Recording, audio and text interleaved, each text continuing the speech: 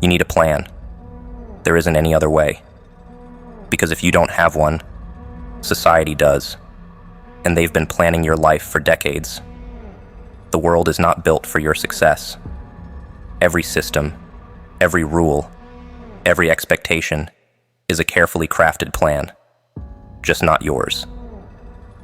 It was designed long before you were born, built to funnel your energy, your potential, your life into someone else's dream. If you don't have a plan of your own, you are living by theirs, and their plan is not about your freedom. It's about your obedience. Without your own plan, you are nothing but a cog, spinning endlessly in a machine that will discard you the moment you falter. Society's plan is a trap hidden in plain sight. It promises security, stability, a roadmap to an average life. But that stability is a cage, and that roadmap leads nowhere worth going.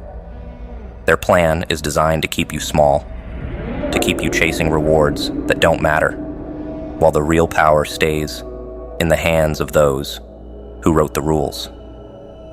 To live without your own plan is to surrender your life to them, to hand over your potential and let them waste it on their ambitions. A plan is not just a strategy, it is rebellion. It is the act of taking back control, of declaring that your life is yours and no one else's. Society doesn't fear those who follow the rules. It fears those who write their own. When you create a plan, you are no longer a pawn in their game. You become a player, a force that cannot be controlled. A plan is not just a tool, it is a weapon. Without a plan, you are adrift, a ship without a captain. Society is the current, and it will pull you wherever it wants you to go. Without direction, you are powerless, at the mercy of forces that do not care about you. A plan gives you control. It gives you purpose. It turns the tide in your favor, allowing you to chart your own course instead of being swept away. Their plan is designed to strip you of ambition. It feeds you just enough comfort to keep you quiet, just enough fear to keep you compliant. But comfort and fear are not substitutes for purpose. They are distractions, tools to keep you from realizing that you deserve more. A plan of your own is the only way to escape this cycle, to break free from the limits they have imposed on you. Every moment without a plan is a moment wasted. Time is the currency of power, and without a plan, you are spending it on things that do not matter. Society's plan is built to waste your time, to keep you so busy with distractions that you never stop to question what you're doing. A plan is how you take back that time, how you turn it into something meaningful. Without a plan, your life is not your own. The absence of a plan is submission. It is a quiet agreement to live by someone else's rules, to let someone else decide what your life should be. A plan is the refusal to accept this. It is the act of rejecting their vision for you and creating one of your own. To have no plan is to accept mediocrity. To create a plan is to demand greatness. Society thrives on those without plans. It needs people to follow, to work, to obey without question. If everyone had their own plan, the system would collapse under the weight of so much freedom. That is why they discourage it, why they tell you that following their plan is easier, safer, better. But safety is a lie, and their plan is a slow death. A plan of your own is the only way to escape. Creating a plan is the first step toward freedom. It forces you to think, to decide, to take responsibility for your own life. Society wants you to avoid this. It wants you to stay distracted, to live in a haze of meaningless tasks. But a plan cuts through that haze. It gives you clarity, focus, and the strength to reject the limits they have placed on you. With a plan, you are no longer a servant. You are a creator. Rewrite the rules they gave you, for those rules were written to keep you living by their plan. Without a plan of your own, you are nothing more than a pawn in their game. Create a plan, and you take back your power. You are no longer living by their design. You are building your own. This is not just survival. This is victory. Comfort is the slow poison that keeps you emotionally stagnant. It wraps you in a cocoon of ease, protecting you from the sharp edges of growth, while quietly stealing your ability to evolve. It's seductive, addictive, and ultimately crippling. And when the years pass, and they will, you'll wake up one day, not older and wiser, but older and weaker. An adult with a child's mind, a fragile soul, untested by the storms of life. And by then, it's too late to rewrite the story. Uncomfortable situations are the forge where emotional maturity is born. Every awkward conversation, every risk taken, every failure endured is a hammer blow shaping you into something stronger. The masses avoid this forge, fleeing from the fire that could temper them. Comfort breeds stagnation, and stagnation kills. Those who refuse to face discomfort remain trapped, their minds stuck in the emotional adolescence they never outgrew.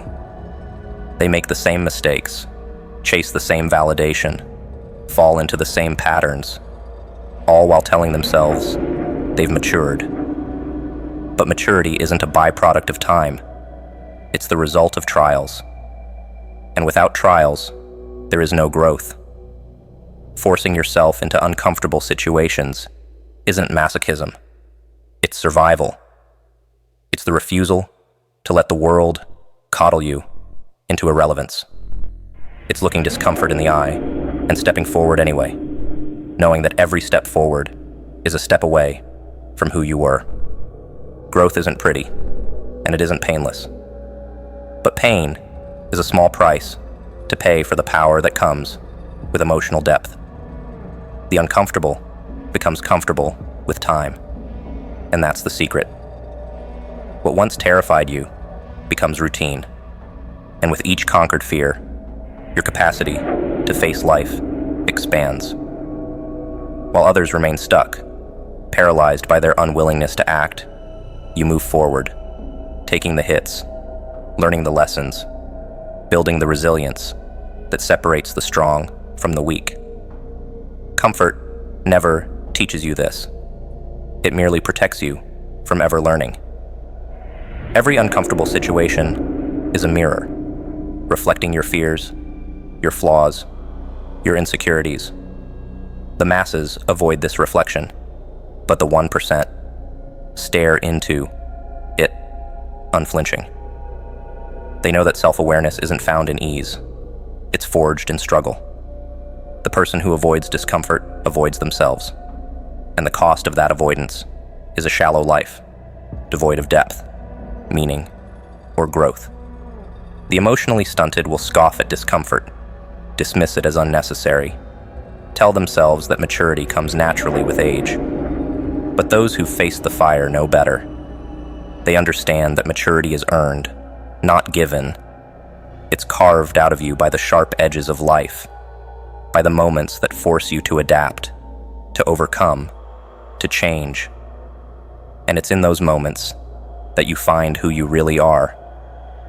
The world is filled with people too old to change, too set in their ways to evolve. They've let comfort erode their potential, and they cling to the lie that their stagnation is strength. But strength is forged, not inherited.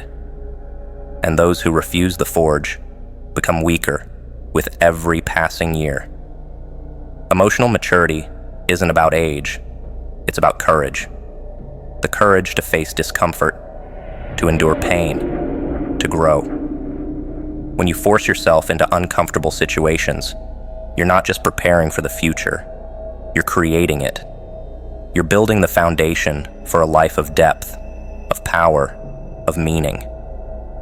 While others waste their years in fear, you spend yours in action. And when they look at you, confused, envious, afraid, it's because they see what they could have been, had they only dared. The 1% mindset demands this courage. It demands discomfort, demands growth, demands that you become the person most people never will. And when you do, you won't just be older, you'll be wiser, stronger, untouchable. And the comfort they clung to, it'll be nothing compared to the fire you've walked through to become who you are. How to outperform 99% of people? You master what they overlook. It's not flashy. It's not glamorous. It's not the kind of thing that gets applause or attention. But it's lethal. While the masses drown in tactics, desperate, scrambling, overwhelmed, you dominate by repeating the boring fundamentals. The difference is stark, brutal, and undeniable. They chase complexity. You perfect simplicity. And simplicity wins. The fundamentals are boring for a reason.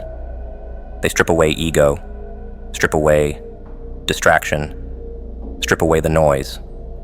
They're the foundation beneath every success story, every empire, every legend. But most people can't stomach them. They want shortcuts, hacks, quick fixes that give them the illusion of progress without the substance. And that's why they fail. Fundamentals don't lie. They expose you. The masses are addicted to tactics. They chase novelty like moths to a flame, jumping from one shiny object to the next, never mastering anything. It's a circus act, chaotic and unsustainable. Tactics are a crutch for those too afraid to do the real work, a distraction from their lack of discipline. They want results without repetition, mastery without monotony. But the game doesn't work that way, and neither do you. Let them drown in tactics. Let them waste their energy on gimmicks and fads. They'll convince themselves they're working smarter, not harder. But it's a lie they tell to mask their fear of doing the hard, unglamorous work. They'll chase their tails in circles, wondering why their lives don't change, while you move forward, step by deliberate step, unbothered by their noise. The fundamentals are principles. Show up. Do the work. Keep going.